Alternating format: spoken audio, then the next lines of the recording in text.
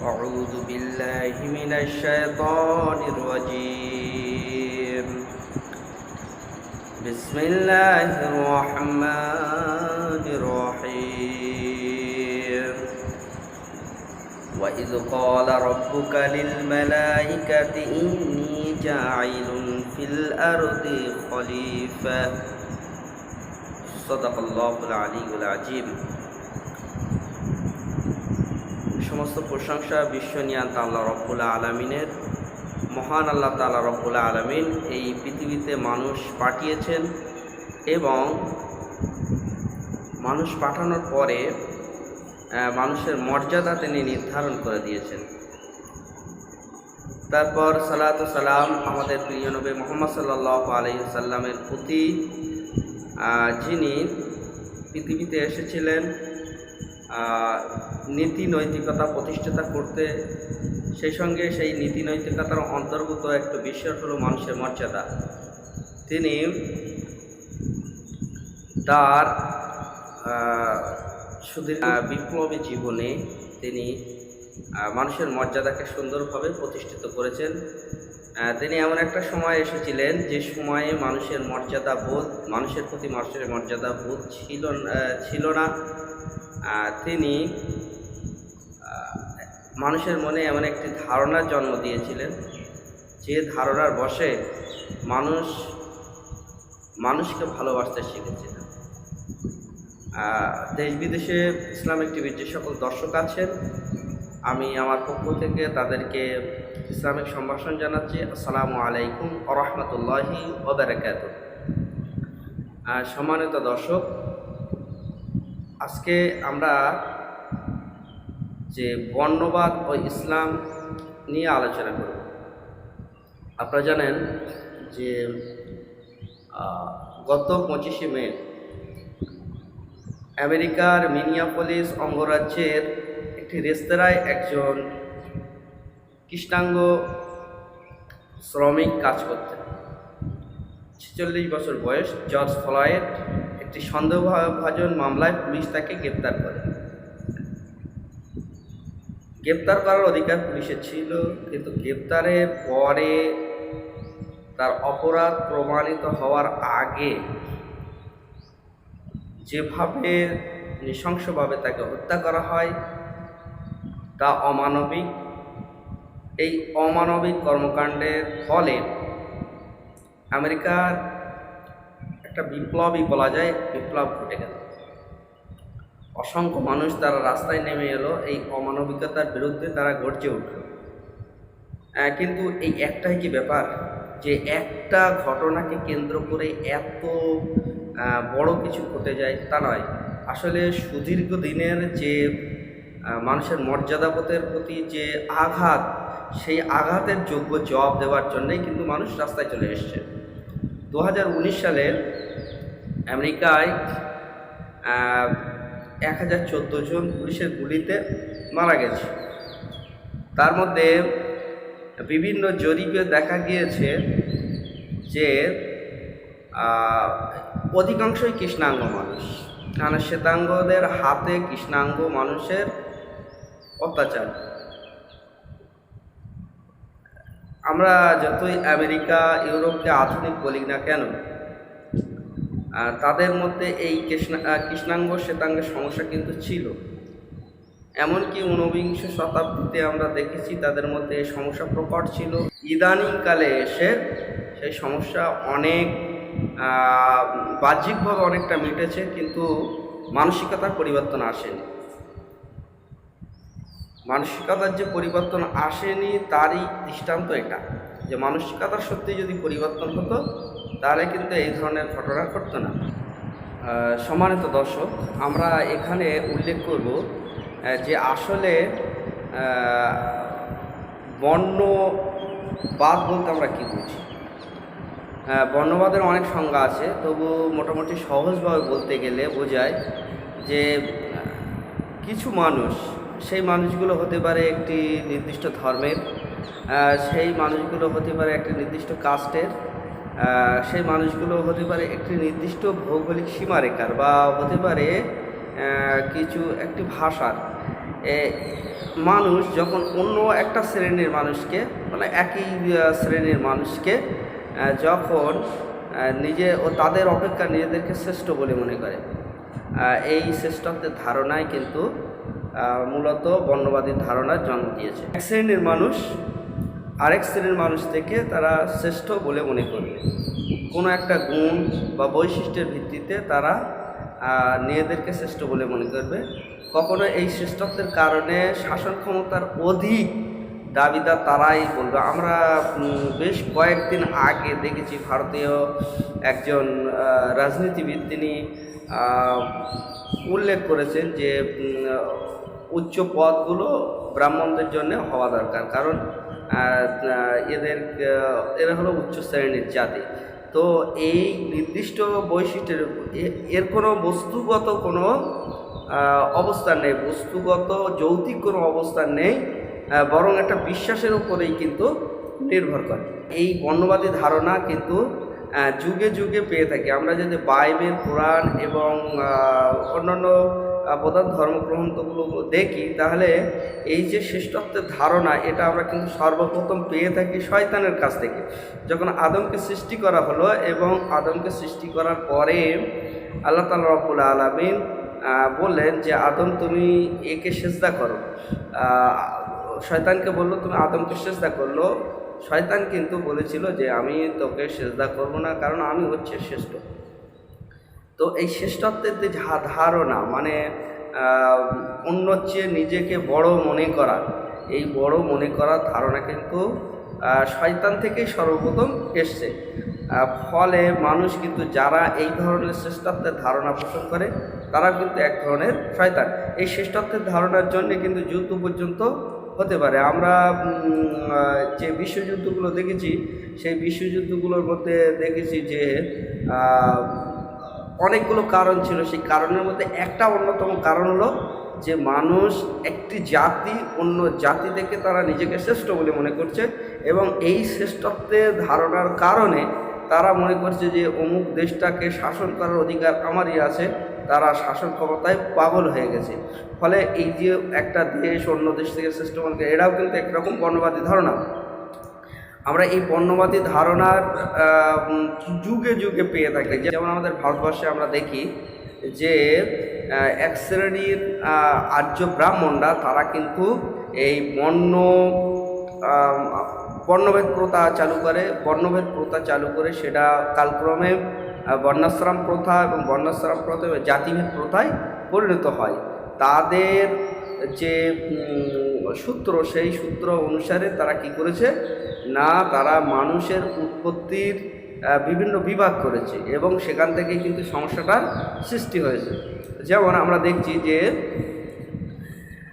বেদের বর্ণনা অনুযায়ী জানা যায় ভগবান তার মুখ থেকে ব্রাহ্মণ, বাহুতীয় ক্ষত্রিয় এবং উদ্দেশ্য এবং পদযুগল থেকে বৈশ্য ও শূদ্র জাতি সৃষ্টি করেছেন।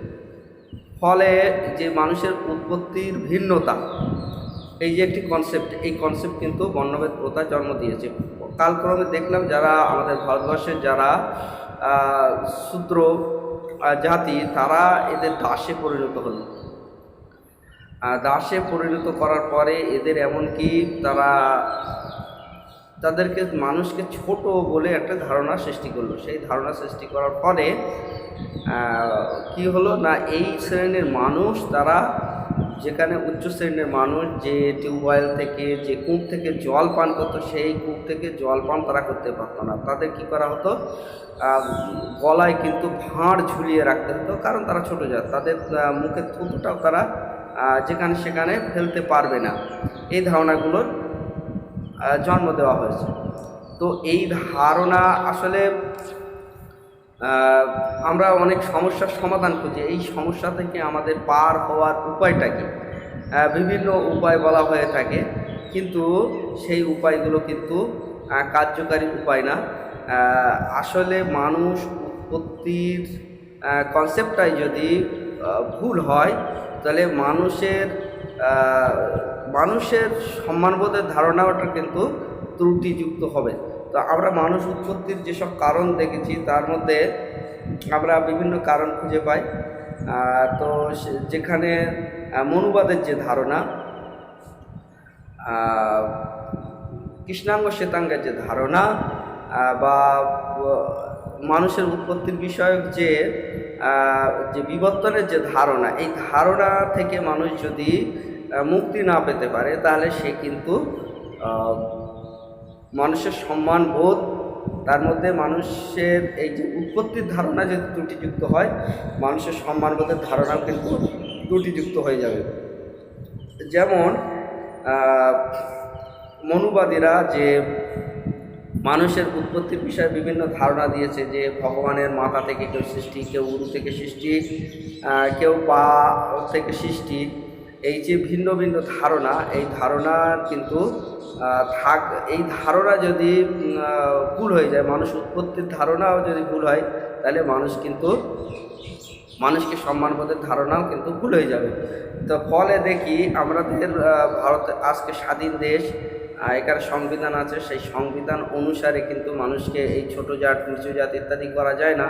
কিন্তু যারা এই ধারণাকে মনে লালন পালন করে, বিশ্বাস করে, তারা বাহ্যিকভাবে মানুষের সম্মান জানালেও তারা মনে মনে কিন্তু তাদের নিজেদেরকে শ্রেষ্ঠ বলে মনে করে, এবং এই শ্রেষ্ঠত্বের ধারণার জন্যেই কিন্তু অন্য শ্রেণীর মানুষ, সেই জন্য আমরা দেখি যে ভারতের দলিত শ্রেণী যারা নিম্নবর্ণের হিন্দু, তাদের উপর কিন্তু অত্যাচার হয়, এবং এই অত্যাচারকে এক শ্রেণীর মানুষ তাদের পবিত্র কর্ম বলে মনে করে। কারণ আমরা মনুস্মৃতিতে যা দেখেছি, সেখানে এই বর্ণবাদী ধারণার কিন্তু প্রকট একটা রূপ নেয়। ফলে আমরা এবার আলোচনা করব যে আসলে মানুষকে ইসলামে কোন কনসেপ্টে দেখে, মানুষের উৎপত্তি শুধু ইসলামে না, আমরা বেদের কিন্তু অন্য জায়গায় আমরা উল্লেখ করতে পারি, সেখানে বলছে আদম নাম পুরুষ স্ত্রী হবাবত স্ত্রীতা। প্রথম মানুষকে কিন্তু আদম এবং হাওয়া বলা হচ্ছে, হবাবত স্ত্রীতা লেখা আছে, বাইবেলেও কিন্তু সে আদম ইবের কথা আছে। এখন আমরা দেখছি যে পবিত্র কোরআনে মানুষকে কিভাবে মূল্যায়ন করা হয়েছে, মানুষের মর্যাদাকে কিভাবে মূল্যায়ন করা হয়েছে। আমরা পবিত্র কোরআনে সূরা বাকারার একটা আয়াত পাই, সেখানে আমরা দেখছি যে আল্লাহ তাআলা রব্বুল আলামিন বলছে, ওয়া ইয ক্বালা রাব্বুকা লিল মালাইকাতি ইন্নী জাইলুন ফিল আরদি খলিফা, যে স্মরণ করো সেই সময়ের কথা যখন তোমার প্রভু ফেরেশতাদের বলল যে আমি পৃথিবীতে প্রতিনিধি সৃষ্টি করব। তাহলে এখানে আমরা কোরআনে মানুষের যে মর্যাদা, সমস্ত মানুষের যে মর্যাদা, মানুষের মর্যাদার একটি অন্যতম দিক হলো মানুষ, এই মাটির গড়া মানুষ, সে স্বয়ং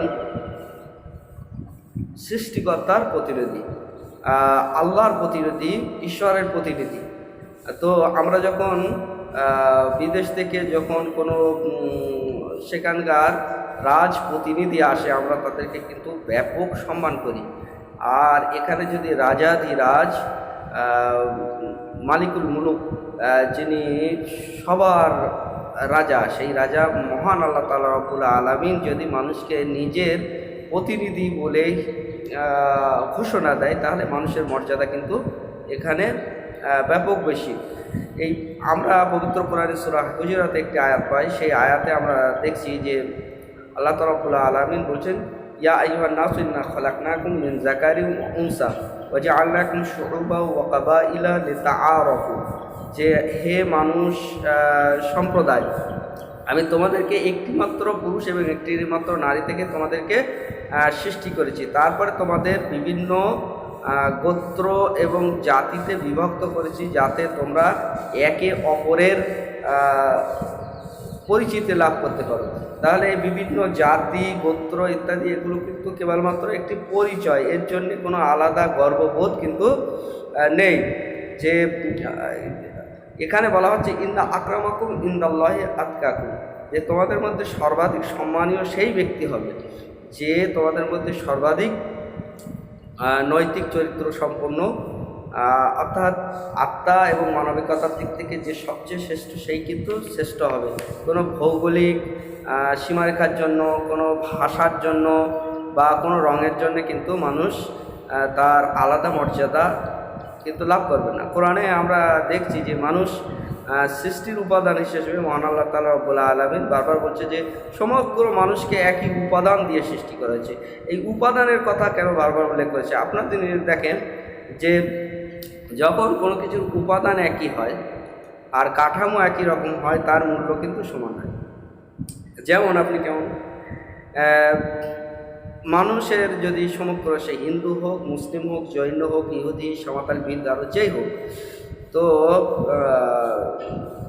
শিডিউল কাস্ট, শিডিউল ট্রাইব যেটাই হোক না কেন, তো মানুষের যদি এই দেহকে করা হয়, বিশ্লেষণ করা হয়, তাহলে আমরা দেখব কিন্তু মানুষ মূলত রক্ত, মাংস, হাড়, হাড্ডি ইত্যাদি দিয়ে কিন্তু গড়া। কোনো মানুষ বলতে পারবে না যে আমার শরীর আলাদা কিছু দিয়ে গড়া। তার শরীর কিন্তু মূলত যে উপাদানগত দিক দিয়ে সমগ্র মানুষ কিন্তু একই জিনিস দিয়ে গড়া। যখন মানুষের উপাদানগত দিক দিয়ে মানুষ একই রকম জিনিস হয়, তখন তার ভিন্ন ভিন্ন কিন্তু কোনো মূল্য হতে পারে না। যেমন আপনি দেখবেন যে যদি একটা কোনো কিছু একটা পাত্র, সেটা যদি স্টিলের হয় তার একরকম মূল্য হবে, যদি লোহার হয় তার একটি মূল্য হবে, যদি সোনার হয় তার একটি মূল্য হবে। তাহলে উপাদান ভিন্ন হওয়ার জন্যে তার মূল্য কিন্তু ভিন্ন হয়। কিন্তু মানুষ যেহেতু সমস্ত মানুষ যেহেতু রক্ত, মাংস, হাড়, হাড্ডি ইত্যাদি দিয়ে গঠন, মানে মানুষের গঠন প্রক্রিয়া এক এবং আকৃতির দিক দিয়েও মানুষ কিন্তু এক, ফলে এই মানুষের জন্মগতভাবে কিন্তু ভিন্ন ভিন্ন মূল্য তার হতে পারে না। মানুষ স্বকীয় প্রচেষ্টায় যেটা আলাদাভাবে অর্জন করেছে, সেই অর্জন করার জন্য তারা আলাদা মর্যাদা হতে পারে, কিন্তু কোনো ভৌগোলিক সীমারেখা, কোনো ভাষা কিংবা কোনো গোত্র ইত্যাদির জন্য কিন্তু মানুষের কোনো ভিন্ন ভিন্ন মর্যাদা হতে পারে না।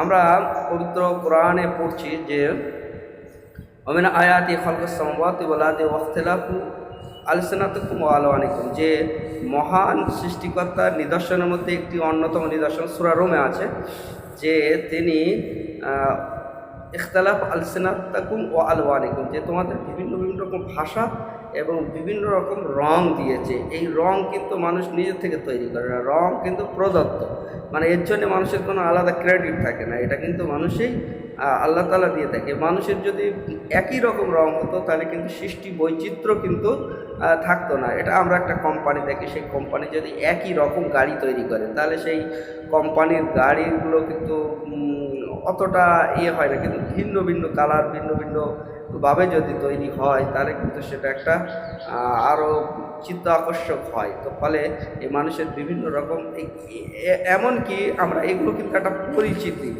বা বিভিন্ন রকম কাজে কিন্তু আমাদের সহায়তা করে। আমরা একই সঙ্গে যদি দেখি, বিশেষ করে হজের মরশুমে যখন দেখা যায় যে বিশ্ব মানবমণ্ডলে একত্রিত হয়, সেখানে কেউ আফ্রিকান, কেউ আমেরিকান, কেউ ইন্ডিয়ান, কেউ জাপানিজ, কেউ চাইনিজ, এই সকল মানুষ কিন্তু একত্রিত হয়। একত্রিত হওয়ার পরে তাদের যে দৈহিক কাঠামো, তাদের যে রং ইত্যাদির কারণে কিন্তু মানুষ চিনতে আমাদের কিন্তু খুব সুবিধা হয়।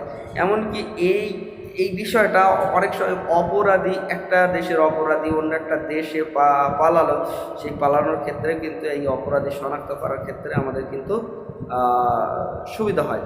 আমরা পবিত্র কোরআনে দেখছি যে সূরা বনী ইসরাঈল একটি আয়াত আছে, সেই আয়াতে বলছে ওয়ালাকাদ কাররামনা বনী আদম, যে আমি মানব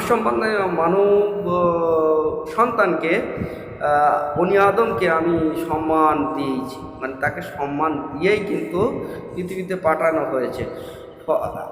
আর মানুষের যে এই কাঠামো কিন্তু একটা সম্মানীয় কাঠামো। আপনি দেখবেন গরু, ছাগল ইত্যাদির যে কাঠামো, সেই কাঠামোর চেয়ে মানুষের কাঠামোর মধ্যেই কিন্তু মানুষের একটা আলাদা সম্মান আছে।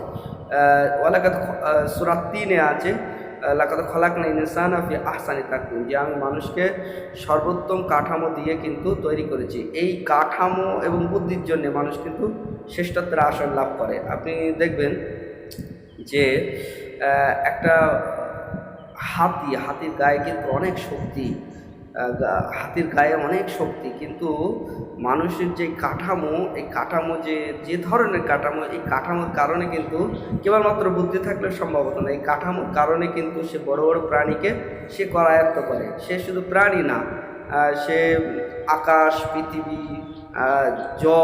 আছে প্রবাহিত নদীর জল ইত্যাদিকে সে কিন্তু করায়ত্ত করে সেগুলো নিজের কাজে লাগায়, অন্যকে অধীন করে, অন্য কারোর অধীন কিন্তু হয়ে যায় না। যারা এইসব ধারণা দ্বারা প্রচালিত হয়ে যায় তারা কিন্তু একটি অন্ধ ধারণার অধীন, তারা মনুষ্যত্বের সম্মান কিন্তু তারা আস্তে আস্তে হারিয়ে যাচ্ছে। ফলে পবিত্র কোরআনে এইভাবে মানুষকে কিন্তু বিভিন্নভাবে সম্মানিত করা হয়েছে। সেই সম্মান হলো যে মানুষ আল্লাহর প্রতিনিধি, মানুষের এই বিভিন্ন রকম রং এবং ভাষার বৈচিত্র্য দান করা হয়েছে, এটা মহান সৃষ্টিকর্তারই একটি নিদর্শন।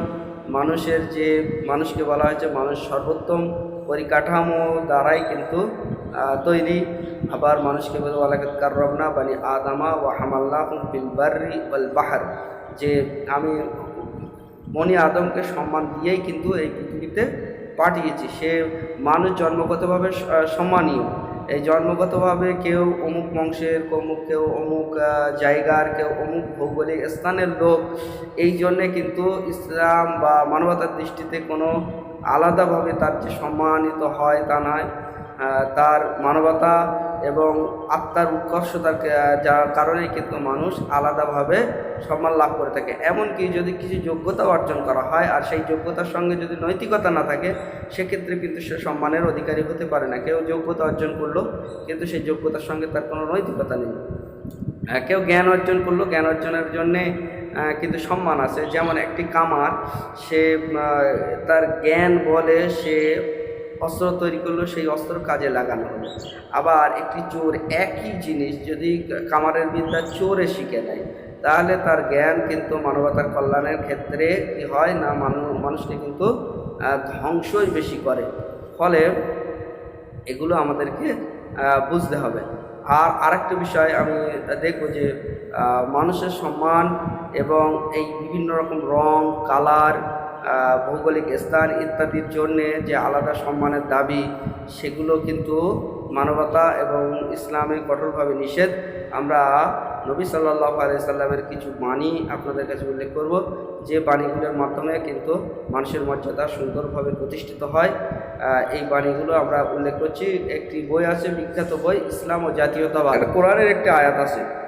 সে আয়াত অনেক বড়, উনি উল্লেখ করেছেন। তো যতটুকু নিলে আমাদের বক্তব্যের উদ্দেশ্য সাধিত হবে ততটুকু আমি নিচ্ছি। ইয়াকুলুনা লা রাজানা ইলাল মাদিনাতি লা ইউখরাজুনা লা আযু মিনহাল আজাল। তারা বলল, অর্থাৎ যারা কপটধর্মী প্রতারক কিছু মানুষ ছিল, তারা বলল লা রাজানা ইলাল মাদিনাতি, আমরা যদি মদিনায় ফিরে যাই, লা ইউখরাজুনা লা আযু মিনহাল আজাল, তাহলে আমরা ওখান মদিনার যারা সম্মানীয় ব্যক্তি, তারা নিকৃষ্ট ব্যক্তিদের তারা তাড়িয়ে দিবে। এই আজকে দেখেন এনআরসি ধারণা কিন্তু এই জাতিগত শ্রেষ্ঠত্বের ধারণার কারণে কিন্তু হচ্ছে। জাতি বলতে আমরা ভৌগোলিক জাতি বুঝছি না, যে একটি ধর্মীয় জাতি বা এই যে জাতি ভেদ প্রথা, এই জাতিটাই বোঝাচ্ছি। তো এখানে কিন্তু সেই একই জিনিসই হয়েছে, যে কপট শ্রেণীর কিছু মানুষ তারা বলল যে আমরা মদিনায় গেলে সেখানে সম্মানীয় ব্যক্তিরা নিকৃষ্ট ব্যক্তিদের তারা, মানে সম্মানীয় ব্যক্তি বলতে ওখানকার মদিনার আদি অধিবাসী, তারা নিজেদেরকে বলছে, আর যারা মক্কা থেকে মদিনায় হিজরত করে এসেছিল তাদেরকে কিন্তু বলা হয়েছে যে নিকৃষ্ট। এখানে আমরা দেখছি যে এই জাতিগত শ্রেষ্ঠত্ব, এখানে কিন্তু একটা শ্রেণীর মানুষকে আরেকটা শ্রেণীর মানুষ কী করে না, তার একটা জায়গা থেকে আরেকটা জায়গায় তাড়িয়ে দেওয়ার জন্য কিন্তু উদ্বুদ্ধ করে। আমরা এখানে আরও বেশ কিছু দেখব, যে একটা কিন্তু খুব সুন্দর কথা তিনি মুহাম্মদ সাল্লাল্লাহু আলাইহি সাল্লাম বলেছেন। সেই কথাটা লাইসা লি আহাদিন ফজলুন আলা আহাদিন ইল্লা বিদিনিন ওয়া তাকইয়্যিন, তোমাদের মধ্যে কারো একজন অন্যর উপর কোনো শ্রেষ্ঠত্ব নেই, বংশগতভাবে কোনো শ্রেষ্ঠত্ব নেই। শ্রেষ্ঠত্ব কেবলমাত্র তার দিন এবং সততা, খোদাভীতি ইত্যাদির জন্যে, ন্যায়পরায়ণ ন্যায়পরায়ণতা, সাবধানতা, জীবন অবলম্বন, নীতি নৈতিকতা যারা মেনে চলে, এই বিষয়ের ওপরেই কিন্তু সম্মান নির্ভর করবে। সম্মান কোনো আলাদাভাবে যে একে অপরের ওপর শ্রেষ্ঠত্ব আছে, এই শ্রেষ্ঠত্বের ধারণার বিরুদ্ধে কিন্তু তিনি জিহাদ ঘোষণা করেছেন। আর নাসু কুল্লুহুম বানি আদম, প্রত্যেক মানুষই কিন্তু আদমের সন্তান। ও আদামু মিন তুরাব, আর আদম কিন্তু মাটির তৈরি। অর্থাৎ এখানে মাটির তৈরি এই বিষয়টা বলে কিন্তু একটা দারুণ বিষয় উত্থাপন করা হয়েছে। আমরা উপাদানগত দিক দিয়ে আমরা মাটির উপাদানের সঙ্গে মানুষের দৈহিক উপাদানের অনেক মিল পাই। এটা একটা বৈজ্ঞানিক যেমন বিজ্ঞানভিত্তিক যেমন একটা দিক আছে, আর একটা এর নৈতিকতার একটা দিক কিন্তু আছে, যে মাটি কিন্তু সহনশীল, মাটি কিন্তু মেনে নেওয়ার প্রতীক, মাটি কিন্তু তার বিনয়ের প্রতীক। ফলে মানুষকে বিনয় হতে হবে, তার সহনশীল হতে হবে, একে অপরের প্রতি কিন্তু সহনশীলতার একটি বিশ্বাস। তিনি আরও একটি বিষয় বলছেন যে লা ফজলা লি আরবিয়্যিন আলা আজমিন, কোনো আরবের অনারবের প্রতি কোনো প্রাধান্য নেই। একজন আরবীয় হওয়ার কারণে ব্যাপক সে কিছু হয়ে গেল, আর একজন অনারব হওয়ার জন্য সে ছোট হয়ে গেল, এমনটা বিষয় নয়। তিনি বলছেন যে এটা কিন্তু ভৌগোলিক একটা জাতিগত মানে একটা ভাষাগত যে শ্রেষ্ঠত্ব, সেই শ্রেষ্ঠত্বের ধারণার বিরুদ্ধে কিন্তু এখানে জিহাদ ঘোষণা করা হয়েছে।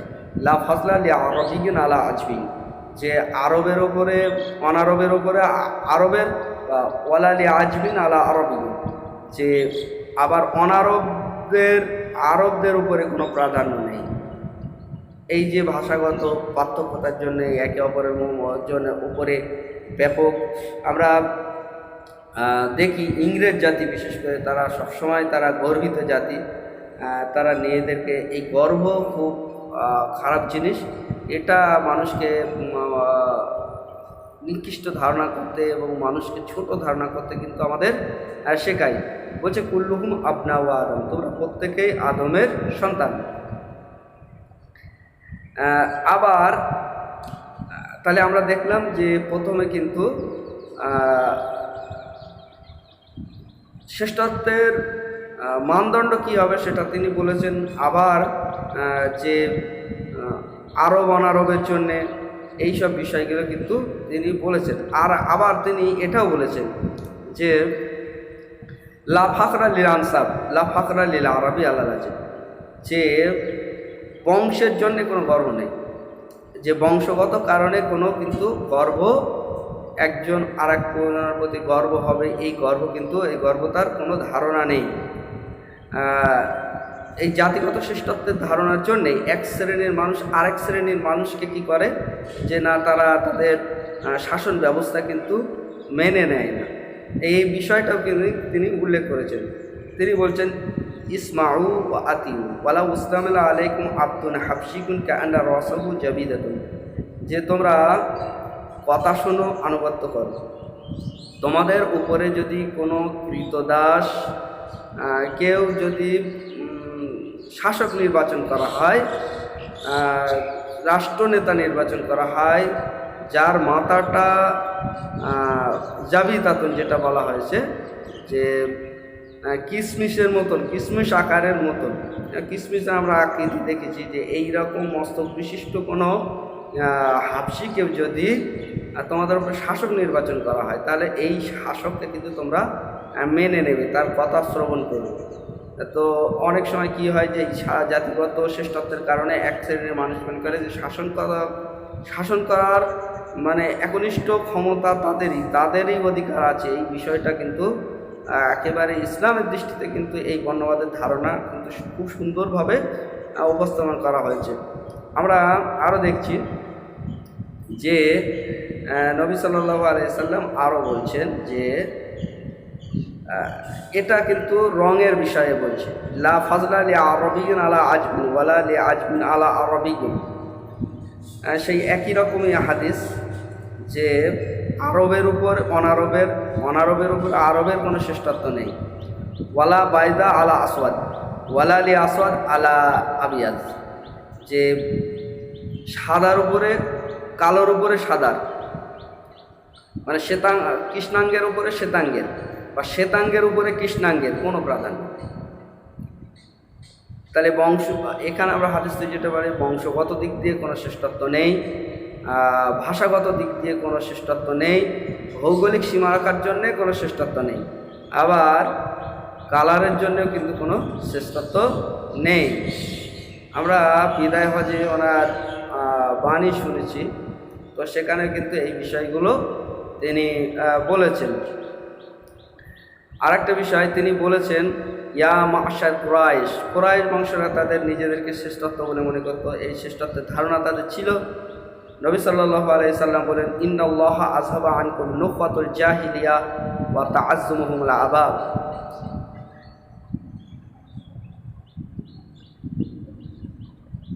ইন্নাল্লাহা আযহাবা আনকুম নুখওয়াতুল জাহিলিয়া, যে ইন্নাল্লাহা আযহাবা, আল্লাহ তাআলা তোমাদের থেকে নির্মূল করে দিয়েছেন কি? নুখওয়াতুল জাহিলিয়া, অজ্ঞতা যুগের যে হিংসা বিদ্বেষ গর্ব অহংকার। আইয়ামে জাহিলিয়াত, নবী সাল্লাল্লাহু আলাইহি সাল্লামের জন্মের, ঈসা আলাইহিস সালামের তিরোধান এবং নবী সাল্লাল্লাহু আলাইহি সাল্লামের জন্মের যে মধ্যবর্তী যে সময়, সেই সময়টাকে আমরা বলি আইয়ামে জাহিলিয়াত।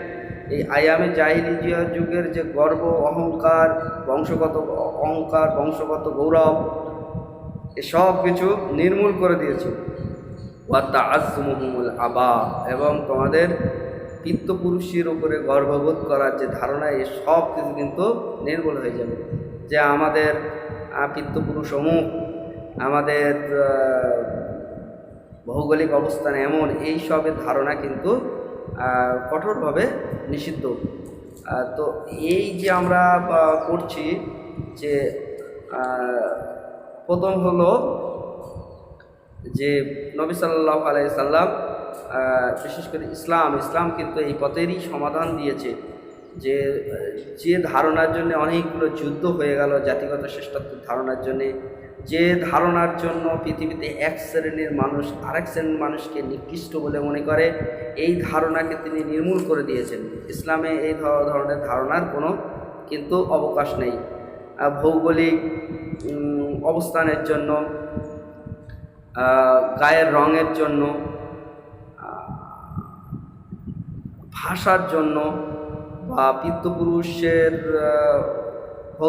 গৌরবের ইতিহাসের জন্য, যে একজন আরেকজনের উপরে শ্রেষ্ঠত্বের ধারণা রাখবে, একজন আরেকজনকে ছোট বলে মনে করবে, এসব ধারণাকে কিন্তু সমূলে উৎপাদন করা হয়েছে। তো আমরা পরিশেষে এই কথাই বলবো যে মানুষের যদি এই বর্ণবাদী ধারণা যদি দূর করতে হয়, তাহলে মানুষের উৎপত্তির ধারণা পরিষ্কার হওয়া দরকার। যারা মানুষকে উৎপত্তিগতভাবে বিভিন্ন রকম উৎস থেকে সৃষ্টি বলে মনে করে, তারা কিন্তু মানুষের মর্যাদা কখনোই দিতে সক্ষম হবে না। সকল মানুষকে সৃষ্টি হবে সৃষ্টিকর্তার, একই সৃষ্টিকর্তার, আমরা সবাই এবং আমাদের পিতৃপুরুষ এক, এই ধারণা কিন্তু রাখতে হবে। তারপরে দ্বিতীয় ধারণা রাখতে হবে যে মানুষের মর্যাদা কী? মানুষের মর্যাদা, মানুষ স্বয়ং স্রষ্টার প্রতিনিধি। মানুষের ধারণার মধ্যে আসছে যে মানুষ জন্মগতভাবে তাই সে সম্মানীয়, মানুষের জন্মগতভাবে প্রত্যেকের রক্তের মূল্য সমান। তারপরে কি ধারণা রাখতে হবে যে মানুষের ভাষা এবং রঙের বৈচিত্র্য, এটা সৃষ্টিকর্তার একটি নিদর্শন। ধারণা রাখতে হবে যে বিভিন্ন গোত্র বংশ, এগুলো কেবলমাত্র পরিচিতি লাভের জন্য, তার বেশি কিছু নয়। সেই সঙ্গে এই বর্ণগত, ভৌগোলিক অবস্থানগত, ভাষাগত ইত্যাদি যে প্রাধান্যের ধারণা, সেই ধারণা কিন্তু আমাদেরকে মন থেকে ছেড়ে ফেলতে হবে। আর আমরা যদি এগুলো মনের মধ্যে রেখে দেই, তাহলে আমরা কিন্তু বিশ্বের জন্য আশীর্বাদ না হয়ে বিশ্বের জন্য বিষ হয়ে উঠব। ফলে ইসলামের মধ্যে, শুধু ইসলামের মধ্যে নয়, অবিকৃত যে স্রষ্টার যে বিভিন্ন যুগে বিভিন্ন রকম কিতাব পাঠিয়েছে, সেই অবিকৃত যে অবস্থা, সেই অবস্থার মধ্যে কিন্তু মানুষের মর্যাদা আছে। আরেকটা বিষয় আমরা বলবো, যারা মনে করে যে মানুষ উৎপত্তি হয়েছে শিম্পাঞ্জি বা গরিলা জাতীয় এপ জাতীয় প্রাণী, বাঁদর ইত্যাদি থেকে, তারাও কিন্তু মানুষের মর্যাদা দিতে পারবে না। কারণ তাদের উৎপত্তিগত ধারণাই যখন মানুষের এত নিকৃষ্ট জায়গায় নিয়ে গেছে, তারা মানুষকে এত উৎকৃষ্ট কীভাবে মনে করবে? যারা মনে করে বাঁদর থেকে মানুষের সৃষ্টি, তাহলে বাঁদরামি করা কিন্তু একটা নদী, তাদের ক্ষেত্রে কিন্তু অনৈতিক কিছু হতে পারে না। কারণ জন্মগতভাবে যারা স্বীকার করে নেয় যে মানুষ বাঁদর থেকে তৈরি হয়েছে, তারা কিভাবে মানুষের এই যে বংশগত, ভৌগোলিক ইত্যাদি যে বাঁদরামি, এই বাঁদরামি কিন্তু তাদের কী যুক্তি আছে? তারা কিন্তু এই যুক্তিতে তারা মেনেই নেবে। ফলে ইসলাম যে কনসেপ্ট দিয়েছে, মানুষের মর্যাদার যে কনসেপ্ট দিয়েছে, মানুষের বিভিন্ন অবস্থানের প্রতি দৃষ্টিভঙ্গির যে কনসেপ্ট দিয়েছে, এই কনসেপ্টের উপরে কিন্তু এই বর্ণবাদী ধারণার যে সমস্যা, সে সমস্যার সুষ্ঠু সমাধান আছে। তো আমরা অবশ্যই ইসলাম এবং আর যত মানবতার যত উৎস আছে মানুষকে মর্যাদা দেওয়ার জন্যে, সেই সকল বিষয় আমরা অধ্যয়ন করব এবং মানুষকে মানুষের মতো দৃষ্টিতেই দেখব। পরিশেষে আমরা রাসূল সাল্লাল্লাহু আলাইহি সাল্লামের একটা হাদিস বলবো, আল খালকু ইয়ালুল্লাহ, সৃষ্টি হলো আল্লাহর পরিবার। তো এই আল্লাহর পরিবারের প্রতি যে সবচেয়ে বেশি ভালো ব্যবহার করে, যে সবচেয়ে বেশি ভালোবাসে, আল্লাহর কাছেই সে কিন্তু সবচেয়ে বেশি প্রিয়। সম্মানিত দর্শক, ভালো থাকবেন, সকলে ভালো থাকবেন। মহান আল্লাহ তাআলা রব্বুল আলামিন সকলের কল্যাণ করুক। আর আমরা বিশ্বে যে বিভিন্ন রকম সমস্যায় আছি, সেই সমস্যা থেকে আমাদের পরিত্রাণের উপায় তিনি দান করুক। ওয়া আখিরু দাওয়াহুম আনিল হামদুলিল্লাহি রাব্বিল আলামিন।